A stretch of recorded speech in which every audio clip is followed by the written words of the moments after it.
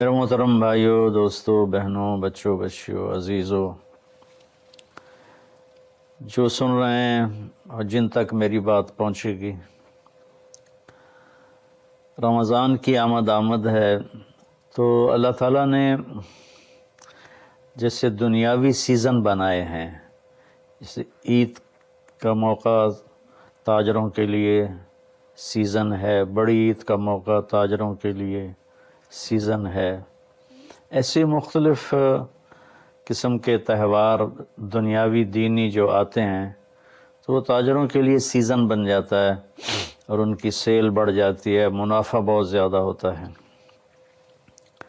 تو اسی طرح اللہ تعالیٰ نے بخشش کے بھی سیزن بنائے ہیں، جس میں سب سے بڑا سیزن وہ رمضان المبارک کا مہینہ ہے۔ اللہ تعالیٰ نے اس میں روزے کو فرض کیا، یا ایھا الذین آمنوا، اے ایمان والو، کتب علیکم الصیام، تم پہ روزے فرض کیے گئے ہیں۔ روزہ چونکہ اوکھا عمل ہے، خاص طور پہ لمبا روزہ گرمیوں میں، تو اس کو ہلکا کرنے کے لیے اللہ نے کہا ما کتب علی الذین من قبلکم، کہ تم گھبراؤ نہیں، تم سے جو پہلے تھے ان پر بھی ہم نے روزہ فرض کیا تھا۔ اور میں تھوڑی وضاحت کر دوں، ان کا روزہ ہم سے بہت مشکل تھا۔ ان کا روزہ 24 گھنٹے کا ہوتا تھا، افطاری سے افطاری، سحری کوئی نہیں، افطاری کھا لی بس ختم، اب اگلے دن کی افطاری 24 گھنٹے کا روزہ ہوتا تھا۔ تو اس لیے اللہ نے کہا کما کتب علی الذین من قبلکم، کہ تم سے پہلوں پر بھی روزہ تھا لیکن وہ ہم نے ایسا رکھا تھا، آپ کے لیے یہ آسانی والا رکھا ہے کہ آپ کے لیے ساری رات کھانا پینا بیوی حلال ہے۔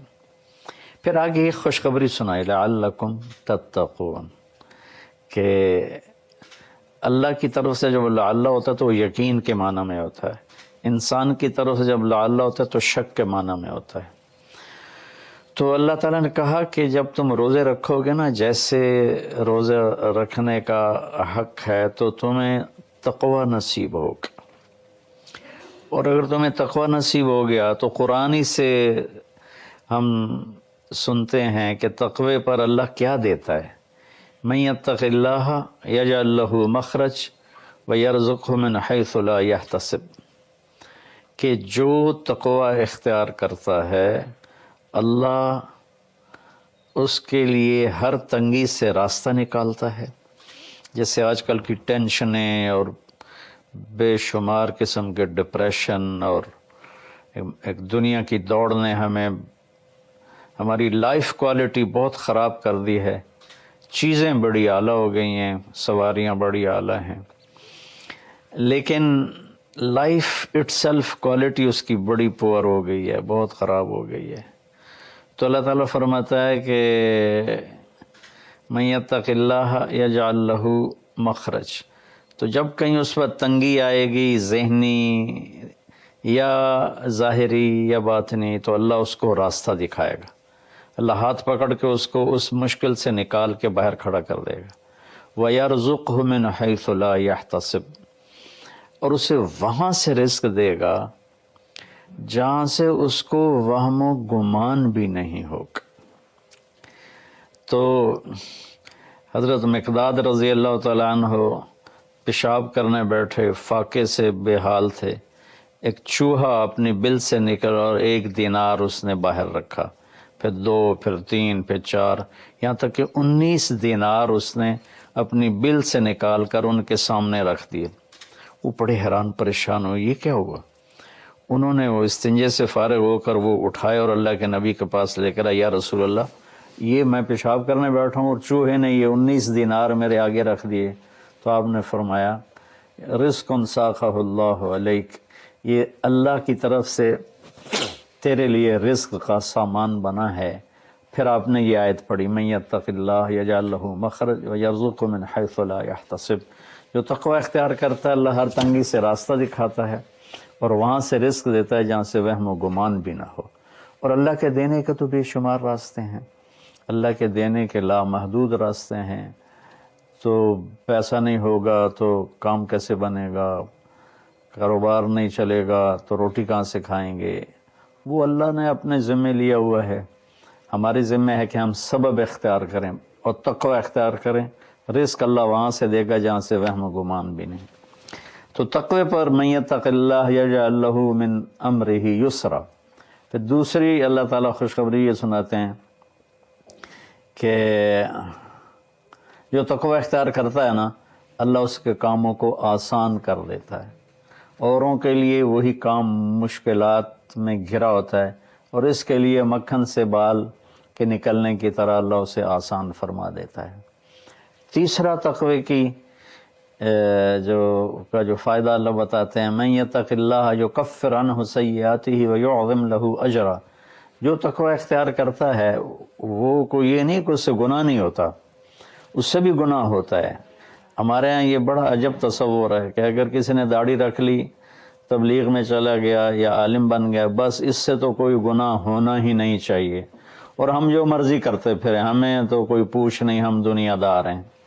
تو یہ بڑی گمراہی ہے۔ سوائے نبیوں کے کوئی بشر خطا سے پاک نہیں ہے، چاہے وہ کتنا ہی بڑے مرتبے والا ہو۔ خطا ہر انسان کے ساتھ لگی ہوئی، بلکہ وہ انسان ہی نہیں جس سے خطا نہ ہوتی ہو۔ تو اللہ تعالیٰ کہتا ہے یکفر عنہ سیئاتی، جو تقوی اختیار کرتے ہیں وہ اپنے گناہوں پہ نادم ہوتے ہیں، توبہ کرتے ہیں، تو اللہ تعالیٰ کہتا ہے ہم ان کے گناہوں کو مٹا دیتے ہیں۔ معاف کرنا نہیں کہا، یکفر، مٹا دینا۔ ایسا مٹا دیتے ہیں جیسے زمیندار زمین میں بیج کو ڈالتا ہے اور وہ بیج میں اس کو زمین میں چھپاتا ہے، اور پھر وہ بیج فنا ہو جاتا ہے اور اس سے ایک نیا پودا نکل آتا ہے، ایک نئی جان نکل آتی ہے۔ ایسے اللہ تعالیٰ فرماتے ہیں، یہ نہیں کہا کہ یغفر لہو، اللہ تعالیٰ فرماتے ہیں، یغفر کا مطلب ہوتا ہے چھپا دینا، اور یکفر کا مطلب ہوتا ہے صفائی کر دینا، مٹا دینا۔ اللہ ان کے گناہوں کو مٹا دیتا ہے کہ یہ جو کرامن کاتبین لکھ رہے ہیں نا، وہ ان کی کاپیوں سے بھی غائب کر دیتا ہے۔ تو اور دوسرا کام کیا کرتا ہے، وَيُعْظِمْ لَهُ اجرا، اور اللہ تعالیٰ اس کا اجر عظیم کر دیتا ہے۔ جب اللہ عظیم کرے گا تو اس کی شان کیا ہوگی۔ تو رمضان اللہ تعالیٰ نے ہمیں ایسی بڑی محنت، ایسی بڑی دولت دی ہے اپنی آخرت کو بنانے کے لیے۔ اس میں جسمانی صحت بھی ہے اور اس میں روحانی صحت بھی ہے۔ اس میں جسمانی صحت بھی ملتی ہے اگر روزے کی کے مقصد کو سمجھ کے کھانا پینا رکھا جائے، اور روحانی صحت بھی ملتی ہے کہ جتنا جسم پہ فاقہ آتا ہے، نفس میں روشنی پیدا ہوتی ہے، دل روشن ہوتا ہے۔ امام غزالی رحمۃ اللہ علیہ کا فرمان ہے، جس دن بھی میرے اوپر فاقہ آیا، میرے اوپر علم کا نیا دروازہ کھلا۔ تو اللہ تعالیٰ نے اپنے کرم سے ہمیں یہ مہینہ دیا، شہر رمضان۔ شہر عربی میں مہینے کو کہتے ہیں، اور شہر کا اصل مطلب ہے شہرت۔ تو مہینے کو شہر، مشہور اس لیے کہتے ہیں کہ ہر مہینہ اپنے آپ ہی اپنی شہرت بناتا ہے۔ بھئی ابھی رمضان آ رہا ہے، بھئی اب شوال آ گیا ہے، یا جنوری آ گیا ہے، فروری آ گیا ہے، اور اس کے ساتھ ہمارے بے شمار دنیاوی کام لگے ہوتے ہیں۔ بھئی جنوری میں یہ میٹنگ ہے، فروری میں یہ میٹنگ ہے، مارچ میں وہاں جانا ہے، اپریل میں ادھر آنا ہے۔ تو ہماری بہت ساری باؤنڈنگ ہوتی ہے مہینوں کے ٹائمنگ کے ساتھ، اس لیے یہ مشہور ہوتے ہیں۔ تو اس شہرت کی وجہ سے مہینے کو عربی میں شہر کہتے ہیں، مشہور شے۔ تو اللہ تعالیٰ کہتے ہیں شہر رمضان۔ پھر اس میں ایک عجب بات بتائیے، اس میں روزے کی فضیلت اس مہینے کی نہیں بتائی، اس میں قرآن کی فضیلت بتائیے۔ الذی انزل فیہ القرآن، روزے کا ذکر بعد میں کیا ہے اور قرآن کا ذکر پہلے کیا ہے، کہ اب اپنی روح کو، اپنے روحانیت کو زندہ کرنا چاہتے ہو تو اس مہینے میں ہم نے قرآن کو اتارا۔ الذی انزل فیہ القرآن، جس میں ہم نے قرآن کو اتارا۔ 6 رمضان کو موسیٰ علیہ السلام پہ تورات اتری، اور 13 رمضان کو عیسیٰ علیہ السلام پر انجیل اتری، اور لیلۃ القدر میں ہمارے نبی پر قرآن اترا، اور 9 رمضان یا 10 کو داؤد علیہ السلام پہ زبور اتری۔ سارا آسمانی علم اللہ نے اس مہینے میں اتارا کہ مشقت کے ساتھ علم جڑا ہوا ہے، اور فاقے میں روح میں ایک روحانیت پیدا ہوتی ہے، تو اس سے اللہ تعالیٰ کی طرف سے وہ بہت کچھ ملتا ہے۔ تو اس میں اللہ نے کہا انزل فیہ القرآن، تو اس میں اشارہ ہے کہ رمضان کی عبادت قرآن بناؤ، جتنا قرآن پڑھ سکتے ہو۔ ہمارے ایک ساتھی ہیں مولوی ثناء اللہ، وہ سارا سال ہی 3 دن میں قرآن ختم کرتے ہیں، اور کبھی کبھی ایک ہی دن میں سارا پڑھ لیتے ہیں، اور کبھی 2 دن میں پڑھتے ہیں، لیکن ان کا عام معمول ہے 3 دن میں قرآن ختم کرتے ہیں، سارا دن قرآن پڑھتے رہتے ہیں۔ بنگلہ دیش میں ہوتے ہیں، ہم رائمنڈ میں اکٹھے پڑھتے تھے۔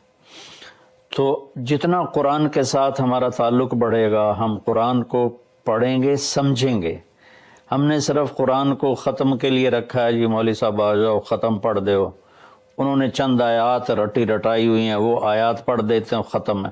کوئی کہیں اور سے پڑھیں تو کہ تسی تو جی ختم ہی نہیں پڑھیا، او بھائی قرآن پڑھ کے سنا دیتا ہے، اور کی کرا؟ نہیں تسی ختم نہیں پڑھیا، کیونکہ وہ آیات نہیں پڑھی جو ہمارے ان ان پڑھ مولویوں نے، مولوی تو ہوتے نہیں، وہ بس حافظ ہوتے ہیں اور دیہاتوں میں امام بن جاتے ہیں، تو انہوں نے وہ جو ایک رسم بنا دی ہے، تو قرآن رہ گیا ختم دلانے کے لیے، قرآن رہ گیا فال نکالنے کے لیے، اور قرآن رہ گیا ہے مردوں پر پڑھنے کے لیے۔ بچے جو لوگ مالدار ہیں وہ، اور تھوڑے دین کا بھی شوق ہے، وہ مدرسے کے بچوں کو ہائر کرتے ہیں اور باپ کی قبر پہ بٹھا دیتے ہیں، وہ قرآن پڑھتے رہتے ہیں، پتہ نہیں وہ پڑھتے بھی ہیں کہ نہیں پڑھتے۔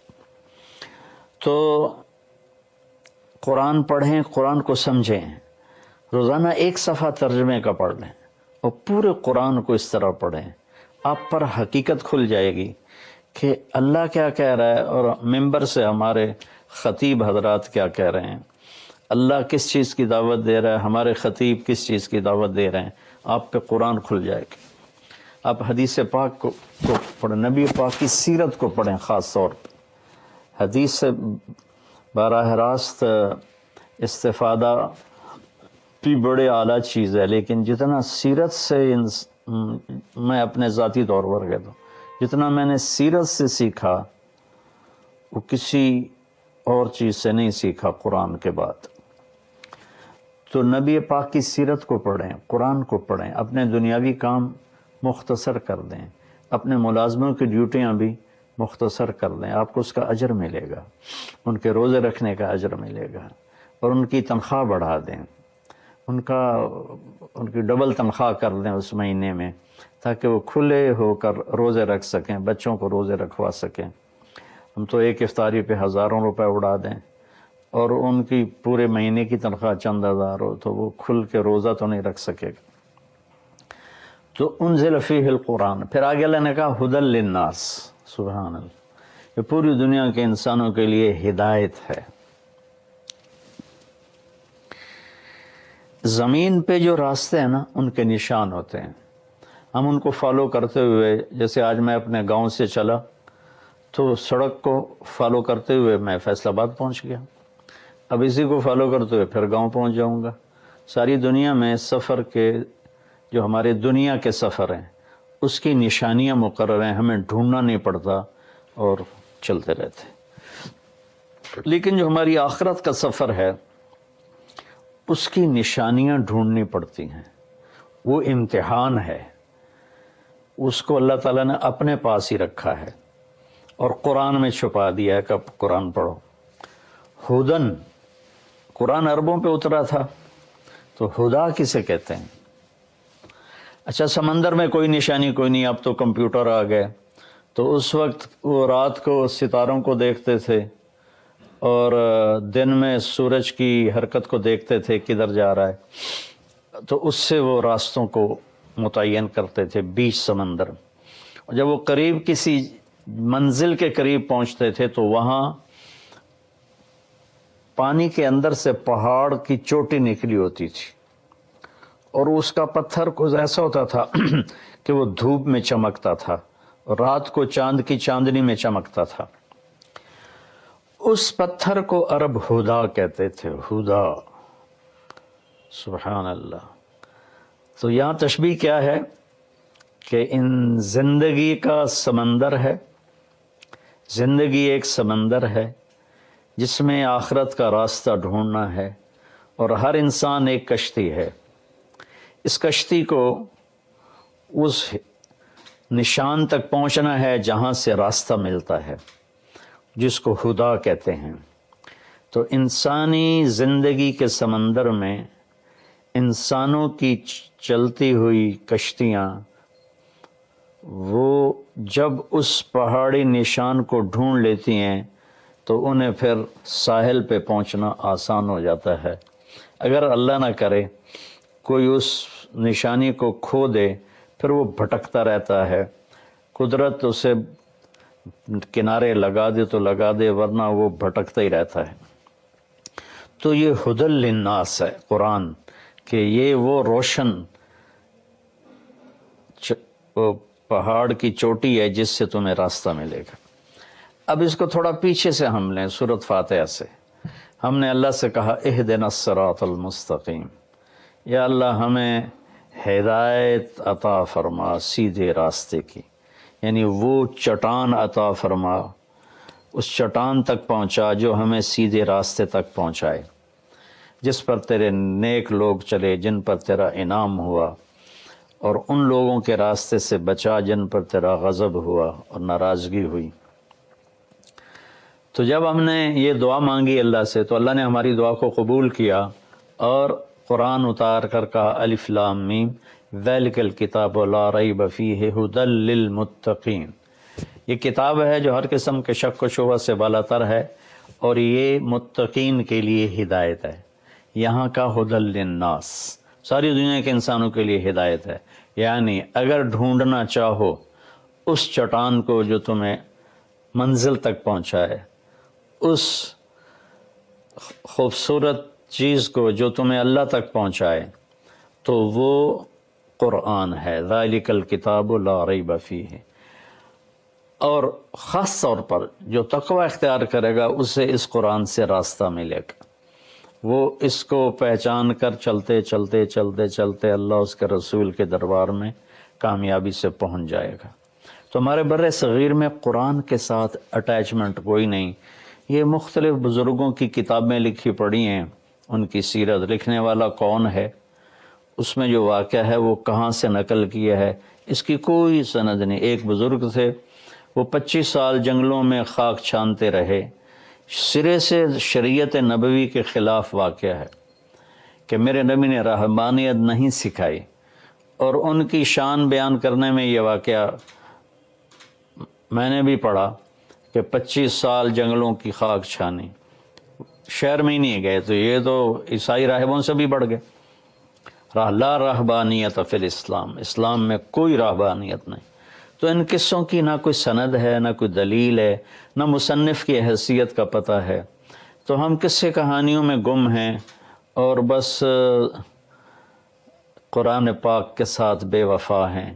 قرآن سے وفا نہیں کی، قرآن کو سیکھا نہیں، قرآن کو پڑھا نہیں، قرآن کو سمجھا نہیں.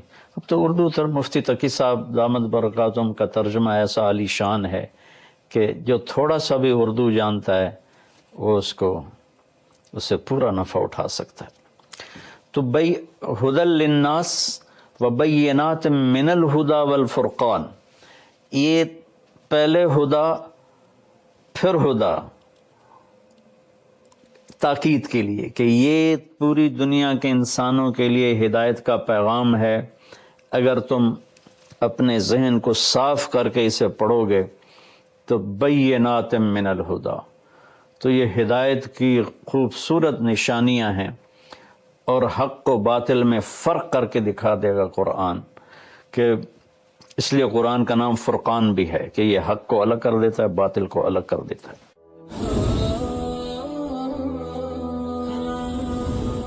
ہم یقینی بنا رہے ہیں صحت مند پاکستان اور بدل رہے ہیں زندگیاں. بہترین صحت کی سہولیات کی فراہمی سے آپ بھی بیماروں کے لیے مسیحا بن سکتے ہیں۔ اپنے صدقات اور عطیات MTJ فاؤنڈیشن تک پہنچائیں۔